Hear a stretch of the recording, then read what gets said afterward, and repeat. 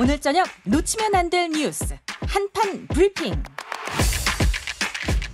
예, 한판 브리핑 오늘은 2부에서 만나겠습니다. 자, 민동기 평론가 부상에서 회복돼서 돌아오셨습니다. 어서 오십시오. 반갑습니다. 몸은 괜찮으셨습니까? 네, 괜찮습니다. 예. 네.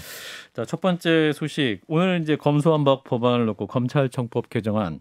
지금 이제 국민의힘에서 필리버스터 진행하고 있습니다. 무제한 토론. 국회가 일단 본회의를 열었고요. 예. 국민의힘이 필리버스터에 돌입을 했습니다. 박병석 국회의장이 본회의에 앞서서 입장문을 발표를 했는데요. 네.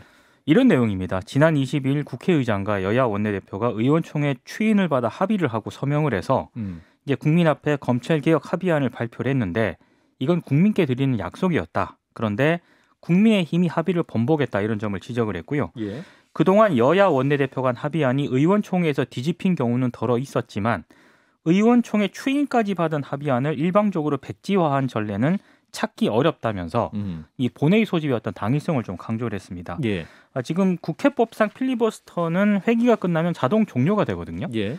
국민의힘이 필리버스터를 좀 시작을 하긴 했습니다만 오늘 자정이 되면 자동으로 이제 종료가 됩니다. 예. 그러면은 다음 회기에서는 같은 사안에 대한 필리버스터가 허용되지 않기 때문에 아하. 해당 법안을 표결에 붙일 수가 있는데요. 민주당이 국회법상 본회의 공고 기간인 3일이 지난 오는 30일에 다시 본회의를 열어서 검찰청법 일부 개정안을 통과시킬 것으로 일단 예상이 되고 있고요. 30일에. 그렇습니다. 예. 그리고 두 번째 법안이 형사소송법 일부 개정안이 있지 않습니까? 예. 이것도 역시 같은 방법으로 본회의에서 처리할 것으로 예상이 되고 있는데 이렇게 만약에 일정대로 가게 되면은 다음 달 3일 두 법안을 모두 통과시킬 수가 있게 되거든요.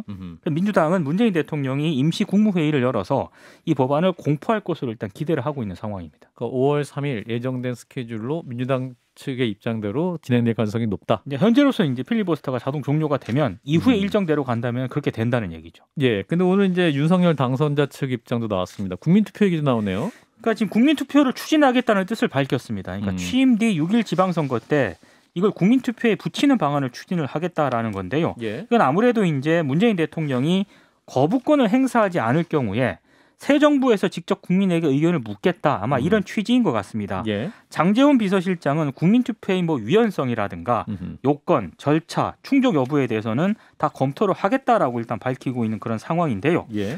관련해서 민주당은 인수위원회의 인사 실패를 덮고 지방선거에서 유리한 고지를 점하겠다는 노림수라면서 이건 정치적 행위라고 또 강하게 비판을 하고 있습니다. 예. 근데 지금 속보로 선관위에서 이제 오는 지방선거에서 국민투표를 지방선거와 동시 진행하는 것은 불가능하다라는 또 입장 발표가 나와 있네요. 인수위에서도 관련해서 또 입장을 검토해서 발표를 하겠죠. 그렇습니다.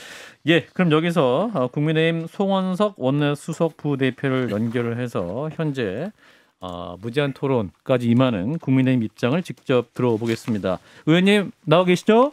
네, 안녕하세요. 송은석입니다. 예, 지금 본회의장 계시다가 지금 저희와 인터뷰에서 나와주신 거죠? 잠시 밖에 나왔습니다. 아, 그러셨군요. 그럼 아직도 지금 권성동 원내대표가 무제한 토론에 임하고 있는 그런 상황입니까? 1시간 50분째 지금 무제한 토론 진행 중에 있습니다. 예, 어떤 말씀을 주로 하고 계신가요? 지금 기본적으로 민주당이 추진하고 있는 검수완박법이 근본적으로 잘못되었다라고 하는 점을 지적을 하고 있고, 예. 그다음에 절차적으로도 하자가 굉장히 많다. 예. 이 부분을 지금 얘기를 하고 있고, 그렇기 때문에 국민들이 원하는 국민들의 실생활에 보탬이 되는 쪽으로 사법 형사 체계를 가져가야 되는데, 예. 그 부분에 대해서는 충분한 논의가 부족했다. 이런 점 등등을 지금 얘기를 하고 있습니다. 근데 이제 당초 그 합의안이 나왔을 때 권성동 원내대표께서 굉장히 기분 좋아하셨었고, 그리고 이제 본인이 받아 쓰는 대로 그러니까 국회의장이 적었다 이런 말씀도 하셨는데 오늘은 이제 이 합의했던 게 본인의 판단 미스였다 이렇게 말씀을 했거든요. 그럼 어떤 게 가장 큰 판단 미스였을까요?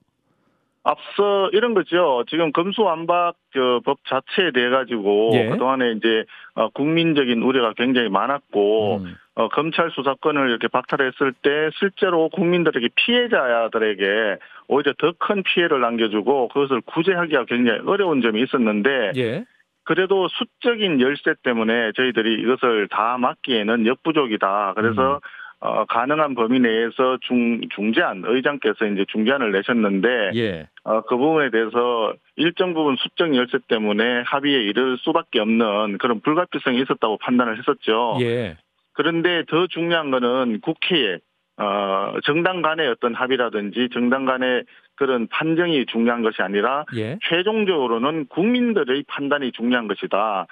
그런 측면에서 합의 중재안을 받아들인 합의 이후에 국민들께서 이 부분에 대한 우려가 굉장히 컸기 때문에 우리는 겸허하게 그 국민들의 목소리를 반영해야만 되는 것이 아니냐 하는 측면에서 지금 우리가 다시 그 재논의를 좀 부탁을 드렸던 것이고 예. 그런데 그 부분에 대해서 이제 민주당에서 이제 받아들이질 않았죠. 그래서 지금 이런 상황까지 오게 되었죠. 의원님 이제 말씀은 그렇게 하시지만 보도 내용으로 보면 이준석 대표가 한동훈 검사 지금 후보자가 되어 있죠. 와의 통화의 내용들 중심으로 해서 이제 반대 입장 밝힌 것, 그다음에 당선자께서도 반대 입장이다. 이렇게 두 개 보도가 난 다음에 뒤집혀서 국민의 의견이라기보단 그분들의 요 몇 분의 의견이 국회의원총회 내용 전체를 뒤집은 것 아니냐 이런 비판도 좀 있거든요.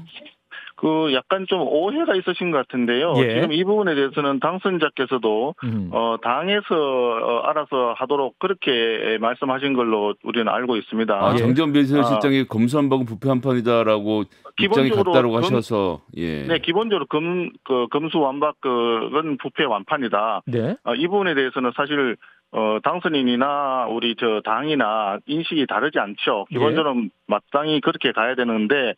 그래서 심도 있게 논의를 해서 정말 국민들한테 필요한 것이 무엇이냐. 혹시나 사회적 약자라든지 소수자를 향한 어떤 잔혹한 범죄 이런 부분에서 우리를 좀 제대로 지켜줄 수 있을까. 예. 이런 부분에 대한 걱정들이 있었기 때문에 그래서 지금 나온 거죠.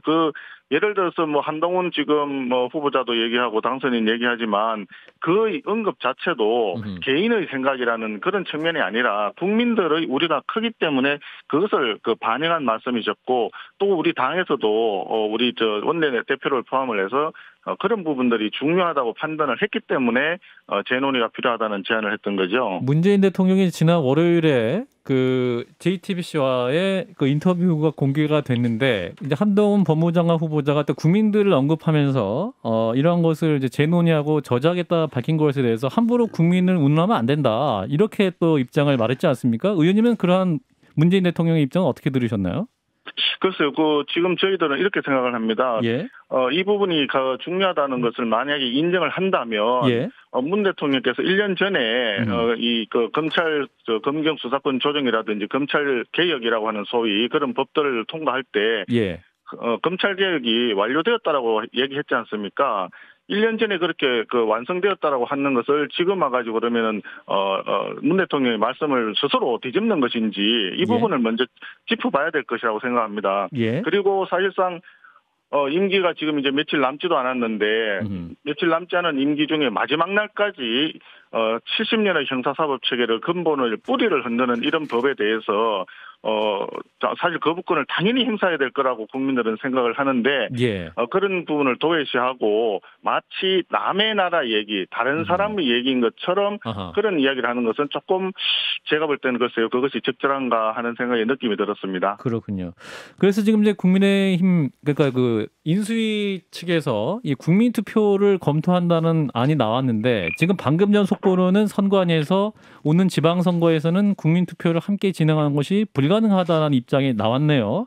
그 의원님 그러면 향후 국민의힘은 어떤 방식으로 이 문제를 또 대응하실 예정이신지요? 글쎄요. 지금 일단 국민투표와 관련된 부분은 우리 당에서 심도 있게 논의한 바는 아직까지는 없습니다. 그 부분에 대해서까지 이제 충분히 하면 지금 중요한 것은 이 헌법학자를 비롯해가지고 법률가들이 중심이 되어서 민간에서 이 부분에서 국민들이 중심이 되어서 이것을 판정을 해보자 해서 국민투표가 필요하다라고 하는 운동이 지금 벌어지고 있지 않습니까? 그렇죠. 그만큼 검수완박법에 대해서는 국민적인 우려가 크다고 하는 반증이죠. 그런 측면을 우리가 고려했을 때, 그러면 국민투표를 하는 것도 우리가 한번 검토해보자 이런 얘기가 분명히 나왔을 테고. 그런데 지금 선관위에서 어떤 이유로 이것이 안 된다고 판단을 했는지는 저는 알지는 못합니다만은 아마도 시점상에 좀 촉박한 그런 실 문제인지 이유는 알지를 못하겠습니다. 그러나 국민들의 요구가 크다면 그런 행정적인 절차적인 어떤 문제가 원인이라고 이유라고 생각을 한다면 그 부분은 조금 더 전향적으로 우리가 검토를 할 수 있지 않겠나 하는 개인적인 생각이 듭니다. 그 당시에 이제 이게 투표인 명부 작성에서 재외국민이 포함이 안 됐던 것이 위헌 판정이 났을 때 그게 2016년도인가 일이죠. 예, 그렇죠. 그 당시에 김성태 네. 원내대표께서 협의에 응해주지 않으셔서 법 개정을 못하고 일몰이 돼서 법안이 지금 없어져 있는 해당 조항이 없어져 있는 상태입니다. 만약에 그것이 뭐 이유라고 한다 그러면 그 예. 법안을 즉시 그 개정하는 문제까지도 포함해서 의견을 서로 나누어 볼 필요는 있지 않을까 생각을 합니다. 예. 그리고 오늘 이제 그 무제한 토론을 이제 국민의힘 측에서 지금 신청해서 진행하고 계시는데 그 지금 민주당에서 맞대응으로 이제 회기 쪼개기가 돼서 오늘로 회기가 종료가 되고 3일 후에 다시 이제 다른 회기가 시작이 되는 방식으로 지금 대응이 되고 있네요. 그러면 네, 이렇게 되면 그렇습니다. 절차적으로 보면은 통과될 수밖에 없는 그런 상황이 될 것 같은데 의원님 어떻게 판단하십니까? 예, 사실 아시다시피 이게 국회에서는 의석의 다수가 가장 중요한 부분이기 때문에 그렇죠. 예. 지금까지 그 최근 몇 년간에 벌어졌던 임대차법이라든지 선거법을 비롯한 패스트트랙 상황 당시 문제라든지 검경수사권 조정했던 모든 이런 법들이 예. 기본적으로 압도적인 다수를 차지하고 있는 더불어민주당의 일방적인 추진에 따라 가지고 이루어졌고 거기에 따라서 그 부작용에 따른 또 부작용과 국민들의 피해가 굉장히 컸다는 것은 누구나 다 알고 있지 않습니까? 예. 그런 부분에 대한 반성이 먼저 시작이 돼야 된다고 보는데 예. 오늘날 이 순간에는 우리가 수적인 열세에 있기 때문에 다수당이 소수당의 일반적인 그 의견 표시 기회인 필리버스터를 자기들도 필리버스터에 참여함으로써 사실은 효과를 반감시키고 있는 문제, 필리버스터 자체를 형해화시키고 있는 문제뿐만이 아니라 예. 또 회기 쪼개기를 통해 가지고 실질적으로 소수당의 어떤 의견 피력 기회 그리고 다수당의 일방적인 법안 통과를 저지할 수 있는 수단을 형해화시키고 있는 이런 문제들에 대해서는 정말 처절한 반성이 좀 필요한 거 아닌가 이렇게 생각을 합니다. 다만 현실적으로 지금 저희들이 국민적인 어떤 우려라든지 국민들의 요구에 발맞춰서 이 검수완박법을 막지 못하고 회기 쪼개기에 따라 가지고 어쩔 수 없이 표결에 의해 가지고 이게 가야만 된다는 이 사실은 굉장히 안타깝고 그런 상황이 있습니다. 예. 그리고 지금 이제 권성동 원내대표께서 이 법안 통과 자체가 원천무효다. 법사위에서 통과한 것 자체. 구체적으로 그 문제는 안건조정위에서 올라간 법안과 전체 회의에 올라간 법안이 달랐다. 이런 문제를 그렇습니다. 지적하고 계시네요. 그렇습니다. 지금 절차적으로 보면 어제 안건조정위원회를 했을 때 예. 안건조정위 구성을 사실상 안건조정위의 법 자체가 조문 자체가 오지도 않은 안건 자체가 오지도 않은 상태에서 안건조정위원회를 강행을 했습니다. 예. 그러다 보니까 안건조정위원회 자체가 우리가 이게 문제가 있다. 민영배 의원이 사실상 민영배 의원이 여당 의원으로서 발의한 법도 안건조정위원회 대상이거든요. 예. 이게 서로가 명백하게 이해 충돌 상황인 거죠. 그런 이유로 해가지고 안건조정위원회 구성에 대해서 다시 이걸 안건조정을 필요로 한다라고 우리가 분명히 서류를 제출했고 행정실에 접수했는데 거기서부터 안건조정위원회 김진표 당시 임시회장이 의장이 이걸 안 받아줬죠. 거기서부터 이게 문제가 있는 겁니다. 절차적으로. 그리고 사실은 법사위원회가 12시를 넘겼어요. 정해 상태에서 12시를 넘겼기 때문에 그러면 자동 유예가 됩니다. 예. 그러면 12시 넘어서 새로운 법사위를 하려고 그러면 사전에 통지를 해줘야 됩니다. 예. 법사위를 소집한다는. 그런데 그런 것이 전혀 없는 상태에서 일방적으로 정해져 있던 법사위를 속개하는 듯이 그 박광원 위원장이 진행을 했거든요. 예. 그럼 그 부분도 절차적으로 문제가 있기 때문에 이거는 잘못된 것이다. 그러다 보니까 그렇게 무리수를 두다 보니까 안건조정위원회에서 의결했던 부분하고 법사위 전체회에서 의결했던 법안 자체가 안건 자체가 서로 달라져 버린 거죠. 예. 그렇기 때문에 우리 원내대표께서는 이거 원천적으로 무효다 이렇게 얘기를 하는 겁니다. 그래서 사실상 문제는 뭐냐면 소수당인 우리 당을 완전히 무시를 하고 다수당이 자기들 뜻대로만 이것을 진행을 하려고 강행을 하다 보니까 기리 표결도 하고 이런 와중에서 전체적으로 굉장히 문제가 많은 그래서 무효라고 우리가 주장할 수밖에 없는 그런 사태가 벌어진 겁니다. 이 부분에 대해서는 전적으로 민주당이 책임을 져야 할 거라고 생각을 합니다. 예. 그러면 국민의힘 입장에서는 오늘 또 자정을 계획 회기가 끝나고 3일 후에 다른 회기가 시작이 되는데 대안은 네. 뭡니까? 국민의힘이 지금까지 갖고 있는 대안은? 일단 우리는 헌법과 법률이 정해준 그 절차와 기준에 따라서 최대한 우리 모든 수단을 다 강구할 것입니다. 그러나 애석하게도 조금 전에 말씀드렸지만 절대적인 열세, 수적인 열세를 극복하기에는 다소 한계가 있다는 점을 어쩔 수 없이 자인을 할 수밖에 없는 그런 상황인 것 같습니다. 예. 국민 여러분들께 이 검수완박법을 제대로 막지 못하게 되는 이런 상황이 송구할 따름입니다. 예, 의원님 말씀 여기까지 듣겠습니다. 고맙습니다. 네, 감사합니다. 네, 국민의힘 송원석 원내수석부 대표였습니다. 자, 국민의힘 입장 들으셨는데요. 어떻게 들으셨는지 진 작가님. 뭐 자살골을 넣은 거죠. 자살골을 넣었다. 그러니까 이게 뭐냐면 이런 거예요. 민주당에서 이제 자살골을 넣었거든요. 그래서 볼이 골문으로 넘어가려는 순간에 수비수가 걷어내요. 근데 그 누구냐 하면 그 상대편 수비수예요. 그랬더니 그걸 막 몰고 가서 자기 골대 골을 딱 넣고 나서 막 세레머니를 합니다. 이거 내가 불러준 거야. 내가 한 거야. 이러다가 딱 중재안 보니까 말씀하신 거죠. 관객들이 황당해하거든요. 그래서 관객들이 막 비난하니까 그때서야 이제 또 하는데 이제는 뭐 막을 수 있는 길이 없는 거죠. 근데 이 사건에서 저는 이제 정의당에 대해서 조금 비판을 좀 하고 싶은데 애초에 스탠스를 잘못 잡았습니다. 이분들이 시야를 국회로 좁힌 거예요. 그래서 그 내에서 여야 사이에서 제3자로서 중재를 하려고 했단 말이죠. 그다음에 그 중재안에다가 이제 목소리를 보탰기 때문에 이제는 반대 투표도 못 하는데 갑자기 국민들이 막 반발하는 거예요. 지금 국민의 50에서 55%가 반대하거든요. 근데 보면은 왜 그러냐면 여야 야합 이게 나오니까 홍준표, 권성동 신이 난 거야. 우리도 당했어. 우리는 억울해. 이렇게 얘기를 하는 겁니다. 과거 검찰 수사 때. 그렇죠. 저쪽도 뭐 조국이니 최강욱이니 황운하니 거기다 민주당 50명에 청와대 20명? 뭐 이런 사람들 얼마나 좋습니까? 국민들이 이제 만세를 부르는 걸 보니까 국민들이 화가 나는 데다가 또 서민들 입장에서는 이게 뭡니까? 고발 사건이 자꾸 덮이고 두 번째는 사건 자꾸 처리가 지연이 되고 세 번째는 법률적 조언을 못 받잖아요, 이제는. 그러니까 이것도 이제 변호사를 사야 되거든요. 이런 상황으로 만들어 보니까 열이 받은 거예요. 그때 바로 이런 국민들을 대변하는 게 진보정당인데 앉아가지고 민주당을 거두는 꼴이 돼버린 거거든요. 그래서 저는 이런 입법을 왜 했느냐 임기 남겨두고 간단합니다. 원한 정치고 일종의 선동 정치고 한마디로 대선 패배로 인한 것이지 않습니까? 그것을 풀어주는 그 강성 지지층들한테 풀어주기 위한 일종의 분풀이 입법이다라고 생각을 합니다. 그래서 이거는 지금 민주당에서 이제 푸틴처럼 정신 승리가 필요하거든요.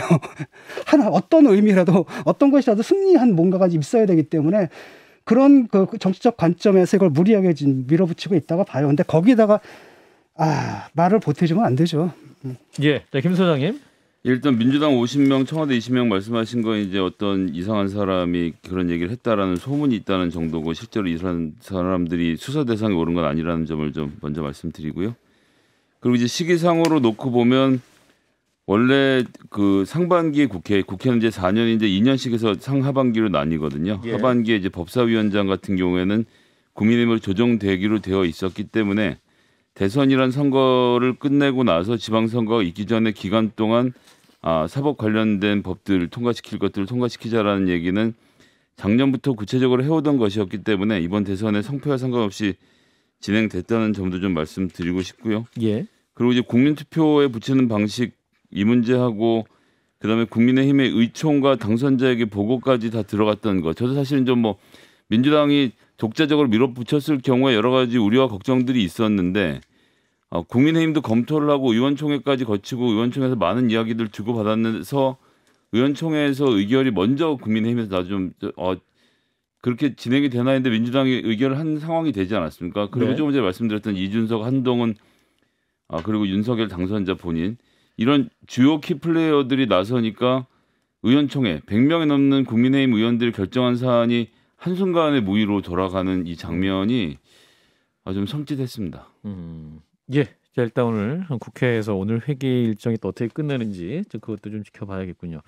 자, 이어서 어제와 그제 이틀간 JTBC에서 문재인 대통령과 대담을 진행했습니다. 어제는 주로 북한 문제 그리고 집무실 이전 문제 얘기가 나왔었어요. 손석희 전 앵커와의 대담에서 문재인 대통령이 집무실 이전과 관련한 얘기를 했는데요. 집무실을 옮기는 것은 국가의 100년 대계인데 어디가 적절한지 등을 두고 여론 수렴도 해보지 않았다 이렇게 지적을 했습니다. 게다가 지금 우리의 안보 위기가 가장 고조되는 정권 교체기에 3월 말까지 국방부 나가라 방 빼라 우리는 5월 10일부터 업무 시작하겠다 이런 식의 일 추진이 정말 위험하다고 생각한다라고 비판을 했고요.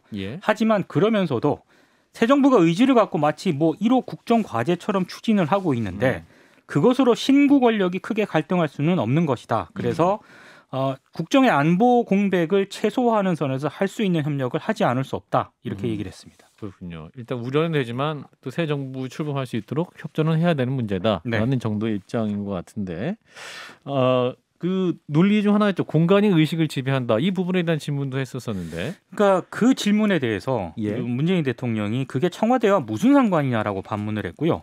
청와대라는 공간이 의식을 지배해 소통을 못하게 된다는 건가? 이게 납득이 되는가? 오히려 예. 이렇게 좀 반문을 하기도 했습니다. 예. 그리고 용산 집무실 일전이라든가 이런 그 북한 선제 타격 관련 발언에 대해서 윤석열 대통령 당선인 쪽에서도 이제 입장을 내놓았는데요. 예. 국민들이 바라보기에 새 정부가 출범하는데 전직 대통령이 협조해서 잘 도왔다고 보여주는 게 국가 지도자로서의 품격이라 생각하고 믿는다. 이렇게 얘기를 했고요. 예. 배현진 당선인 대변인은 얼마 남지 않은 퇴임에 이른 만큼 대통령으로서 국민과 헌법 가치를 수호하는 여러 모든 일에 관심을 갖고 책무에 집중해 줄 것을 믿고 부탁드리고 싶다. 이렇게 얘기를 했습니다. 예. 자, 손석희 앵커와 문재인 대통령의 대담 이틀째. 자, 어떻게 보셨는지 진 작가님 보셨어요? 이 정권이 왜 이렇게 됐는지 알겠더라고요. 그러니까 물 없이 고구마를 막 밤 고구마를 씹어 먹은 느낌? 막 전반적으로 답답해요. 답답하셨다. 대통령의 인식이 사실은 뭐 민주당의 인식하고 크게 다르지 않고 다만 민주당의 인식은 분명한 점이라도 있는데 대통령은 인식은 동일한데 분명하지조차 않다. 어떤 부분이 제일 답답하셨어요, 어제는? 그러니까 아니 뭐 검찰 개혁 문제도 그렇고 예. 여러 가지 사안에 대해서 예. 검수완박 이 사안에 대해서도 그렇고 예. 대통령으로서 분명하게 판단들을 내려줘야 할 때 자기 역할을 못했지 않습니까? 예. 근데 그런 것 자체가 그런 부분에 대해서 그러니까 저쪽은 분명하지 않습니까? 예를 들어 가지고 뭐 윤석열 총장을 도 우리 문재인 정권의 총장이다 이렇게 얘기를 했으면은 지켜주든지 네. 뭐 이런 것이었는데 그 인식에서 하나도 바뀌지 않았고 마음의 빚이 있다 뭐 이런 인식 있지 않습니까? 네. 그런 것들이 하나도 변하지 않은 상태에서 저렇기 때문에 지금 정권이 이게 원래는 10년 주기설이 맞아야 되는데 정권이 넘어갔구나라는 판단이 딱 들더라고요. 김 소장님. 예, 그 전 청와대가 가지고 있는 역사성, 그러니까 우리나라 역사라는 건 항상 좋은 역사만 있는 건 아니거든요. 어느 예. 시절이나 그렇고 일제 시대 역사도 옛날에는 우리가 이제 일제 강점기를 거치고 나와서는 일본 시대 때 지었던 모든 건물들을 때려 부시려고만 했는데 예. 이제 100년 지나서는 그때 시대도 우리의 역사라고 생각하고 이제 일부를 보존하자는 움직임이 일어나는 것처럼 예. 청와대가 구중공걸로서 이미지 갖고 있는 것도 사실 이제 경무대부터 시작해서 사실 경무대 때는 담 너머로 안에서 이제 이승만 대통령이 다니신 모습까지 보였던 뭐 이제 좀 다른 풍경이었다라고 하죠. 그런 역사성을 좀 잘 살려가야 된다는 문재인 대통령의 이야기는 전 되게 좀 귀에 와닿았습니다. 그런데 당선자 측은 대통령 관저까지 10일 0시에 개방할 테니까 9일에 나가라. 뭐 이제 이런 얘기들이 밖에서 흘러나오고 뭐 이제 본인들 나중에 오보라고 주장은 했습니다만 그 결국 이제 9일에 지금 문재인 대통령이 나가게 됐고 10일에 개방은 하는데 취임식 후에 예, 취임식 후에 개방은 한 10일 뭐 정오쯤 개방한다고 하죠. 예. 그런데 이 청와대의 역사적인 의미를 살릴 수 있는 그러니까 국민들에게 그런 것을 설명할 수 있는 개방이라기보다는 이제 녹지를 개방하는 듯한 개방이 된 점도 좀 아쉽고요. 그래서 예. 앞으로 그런 부분에 대해서 물론 이제 당선자께서는 옮기셔서 새 사무실을 만드시지만 청와대에 남아 있는 역사들이 좀 그 역사들이 잘 보존될 수 있는 후속 조치들이 좀 뒤로 좀 반드시 따라야 되겠다는 생각이 좀 많이 들었습니다. 예. 그리고 오늘 이제 문 대통령과 관련해서 또 하나의 큰 이슈는 이제 마지막 사면에 대한 얘기였는데 구체적인 이름까지 나오고 있어요. 그러니까 지금 구체적인 이름은 이명박 전 대통령, 김경수 전 경남지사, 네. 그리고 정경심 전 동양대 교수 이런 분들이 이름이 거론이 되고 있는데요. 청와대에서 말한 건 아니고 그렇습니다. 그냥 아래로부터 얘기가 나온 거죠. 그러니까 언론 보도에서 종교계라든가 예. 뭐 경제계라든가 이런 예. 쪽에서 나오는 이름들인데요. 예. 일단 청와대는 최근 정무수석실을 중심으로 각계 사면 요구를 취합을 해서 문재인 대통령에게 전달을 했다라고 하고요. 아직 뭐 구체적으로 사면할지 여부도 정해지지 않았고 예. 일정상 이번 주 안에 문재인 대통령이 최종 결정을 내려야 할 것으로 보인다. 이런 멘트가 지금 나오고 있는 상황인데 예. 지난 25일 청와대 출입기자단과 마지막 간담회를 가지지 않았습니까? 예. 여기에 대해서도 일단 문재인 대통령이 사면 가능성을 일정 정도 좀 열어놓는 발언을 하기도 했거든요. 어떻게 말했죠? 그러니까 정확하게 얘기해서 사면의 요청이 각계에서 있는 건 사실인데 예. 국민들의 지지 또는 공감대 여부가 여전히 우리가 따라야 할 판단 기준이라고 생각을 한다. 그러니까 국민적인 공감대 여부가 상당히 중요하다. 이런 취지로 얘기를 했습니다. 그러니까 예. 해석에 따라서 조금 다르게 여러 가지로 해석이 될 수 있는 그런 대목입니다. 이제 그 기준을 판단하기 굉장히 어려우실 것 같은데 그렇습니다. 예. 지금 얼마 임기가 남지 않으셔서 오늘 떼본 거죠. 슬쩍 반응을 보느라고 오늘 한번 여론을 한번 보고 판단을 하겠다 뭐 이런 취지가 아닌가 싶습니다. 그렇군요. 네. 어떻게 판단하세요? 마지막 그 사면 단행하실까요, 김 소장님? 저는 쉽지 않을 것 같고요. 하더라도 폭이 좁을 것 같습니다. 아까 전에 거론됐던 인물들의 사면은 글쎄요, 이렇게 뭐 이루어지지 않는다는 쪽으로 저는 생각을 하고 있습니다. 뭐 딱히 특별한 근거를 들 수 없고 사실 대통령 말 그대로 고독한 결단이지 않습니까? 그렇죠. 어떻게 진행되든 그냥 그 있는 그대로 받아들이려고 합니다. 진 작가님. 지금 안 좋죠. 지금 국민들의 여론이 형성되어 있다는 느낌을 못 받거든요. 이명박 대통령 인기 없습니다. 그 다음에 또 하나는 뭐냐면 만나는 과정 속에서 그런 얘기가 있지 않았습니까? 약간 버터제처럼 교환. 그러니까 이쪽 사면해지고 저쪽 그럼 니네들 이쪽 사면을 우리가 용인하겠다라고 해서 이명박 전 대통령 이야기 나오고. 그러니까 제 식구 챙기거든요. 결국은. 그러니까 이명박하고 김경수, 정경심 묶어서 같이 바꾸자 뭐 이런 식으로밖에 안 느껴져요. 그래서 그때 임기 말에 이걸 하고 나가시면은 이거 굉장히 많은 비난을 받겠죠. 그래요.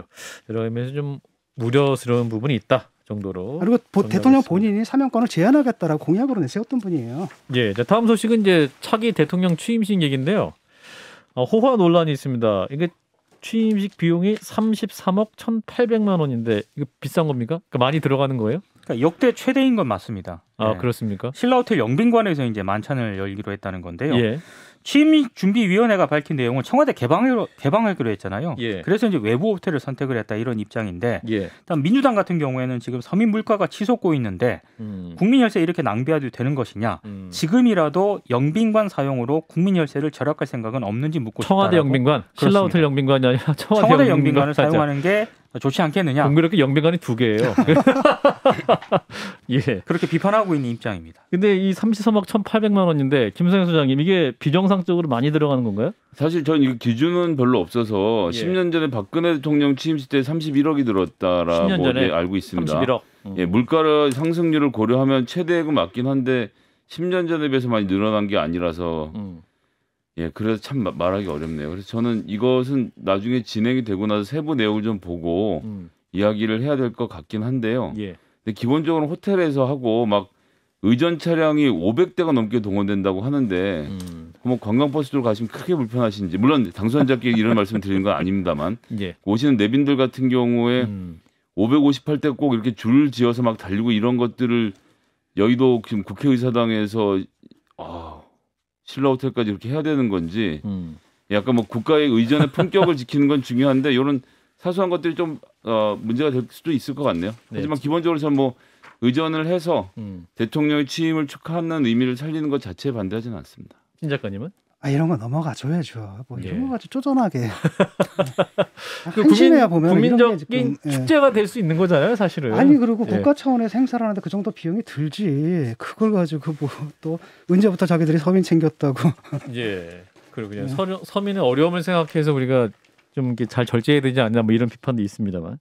자, 취임식 준비위원회 입장 어떻습니까? 박주선 위원장이죠? 오늘 그 김현정의 뉴스쇼와 인터뷰를 가졌는데요. 네. 정치 공세를 위한 공세를 하고 있다라고 반박을 했습니다. 예. 그러니까 청와대 즉시 개방이라는 상징성 때문에 지금 청와대 영빈관 만찬을 포기했는데 예. 지금 진 작가님 말씀대로 뭐 이 정도 이렇게 과도한 비난이다라는 그런 취지인 것 같고요. 예. 특히 비용과 관련해서 청와대 영빈관하고 신라호텔 영빈관에서 만찬 비용 차이는 실질적으로 크지 않다. 어차피 청와대에서 해도 호텔에서 이제 음식을 가져와서 조리를 하기 때문에 청와대 대관 정도만 차이가 있다 이렇게 강조를 하고 있고요. 대관료 정도만. 예.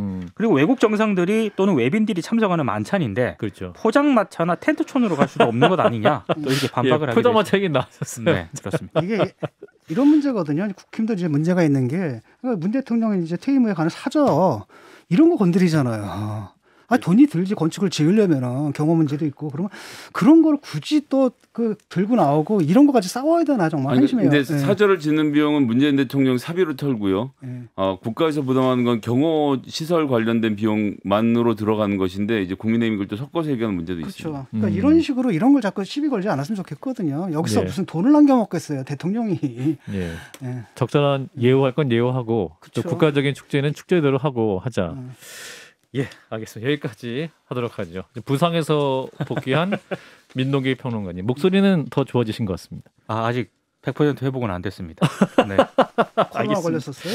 네. 네, 그렇군요. 하나 더 하랍니다. 그래서 청와대 관람자 신청 뭐 이게 받는다고 하는데 이게 오늘부터 받는다고 하는데 그러면은 당일날 갈 수 있는 건가요? 그러면 그러니까 오늘 3시 기준으로 일단 집계가 됐는데요. 예. 5월 10일 개인 관람 신청자가 2456명입니다. 아마 지금은 더 늘어났을 것으로 보이는데 예. 청와대 관람 신청은 네이버, 카카오톡 등에서 가능한데요. 예. 한 타임이 2시간이거든요. 2시간. 최대 6,500명이 관람을 할 수 있고 한 번에 예, 하루에 최대 39,000명이 청와대를 둘러볼 수 있게 했습니다. 근데 지금 보니까 청와대 개방 시간이 오전 7시부터 오후 7시까지거든요. 12시간. 네. 다만 첫날 같은 경우 5월 10일 같은 경우에는 사전 준비를 해야 되잖아요. 그렇죠. 그래서 오전 10시부터 개방이 된다는 점. 네. 준비하시는 분도 굉장히 힘드시겠네요. 아, 언제부터 준비합니까? 이전에 지금부터 5월 9일까지 사시는 분이 있는데 저 내일 행사 준비해야 돼서 잠깐 비켜주세요. 이렇게. 지금 제가 봤을 때 청와대가 굉장히 정신이 없을 다리 것 좀 같습니다. 들어주세요. 예, 그러니까 그러면 5월 초부터 서서히 이사를 준비하셔야겠네요. 지금 계신 분들은. 네. 예. 어떠세요? 진 작가님은 개방되면 가보고 싶으세요? 저 가보고 싶어요. 제가 원래 거기서 한번 족구를 한번 해보는 게 꿈이었는데 족구장은 없는 걸로 지금 그래서 예, 인수위 김성수 소장님 가보시겠습니까? 뭐 처음엔 사람이 많이 올 테니까요. 나중에 뭐 차츰 기회가 오겠죠. 경관이 참 좋거든요. 거기 경복궁하고 이어져가지고 북악산 거기 철조망 철거하고 그 다음에 앞에 그 대한항공 부지 있지 않습니까? 그걸 좀 빈 채로 놔두면은 서울에서 굉장히 볼만한 경관이 될 것 같아요. 진 작가님이 그쪽 땅에 굉장히 관심이 많으셨군요. 나 아무것도 짓지 말아라 거기다가. 그냥 통 변하라. 그래야 이게 다 보이거든요. 근처에다 관절을 지었어야 돼요. 안 돼. 청와대 비서실이랑. 여기까지 하죠. 민동기 평론가 고맙습니다. 고맙습니다.